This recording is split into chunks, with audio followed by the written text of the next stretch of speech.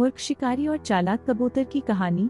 बहुत समय पहले की बात है। एक शिकारी था जो हर रोज जंगल में जाकर बस शिकार करता था। एक दिन बहुत देर तक वह अपना जाल डालकर बैठा था, लेकिन कोई भी शिकार उसके जाल में आकर फंस नहीं रहा था। कुछ टाइम बाद कड़ी धूप हो गई और वह जंगल में ही सो गया। कुछ देर बाद जब वह सोकर उठा तो उसने जो देखा उसको देखकर वह बहुत ही ज्यादा खुश हो गया। उसने देखा कि एक कबूतर उसके जाल में आकर फंस गया है और वह भागना चाहता है, लेकिन अब वह भाग नहीं सकता है।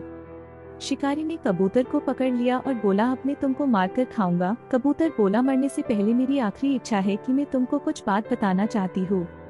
शिकारी ने बोला, डैश बताओ तुम्हारी आखिरी इच्छा क्या है। कबूतर ने बोला, डैश मेरी माँ ने मुझको कुछ बात बताया था जो मैं तुमको बताना चाहती हूँ। शिकारी बोला, डैश तो बताओ कौन सी बात है। कबूतर ने बोला, डैश पहली बात, किसी भी इंसान पर बिना सोचे समझे भरोसा नहीं करना चाहिए, और दूसरी बात, कुछ बुरा या छूट जाने पर अफसोस नहीं करना चाहिए। शिकारी ने उसकी बात को ध्यान नहीं दिया और बोला, कुछ और बोलना है तो वह भी बोल दो, क्योंकि अब तुमको कोई नहीं बचा सकता है मरने से।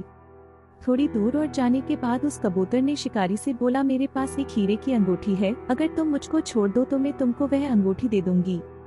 कबूतर की बात सुनकर शिकारी लालच में आ गया और उसको छोड़ दिया और बोला, जल्दी से हीरा मुझको लाकर दे दो।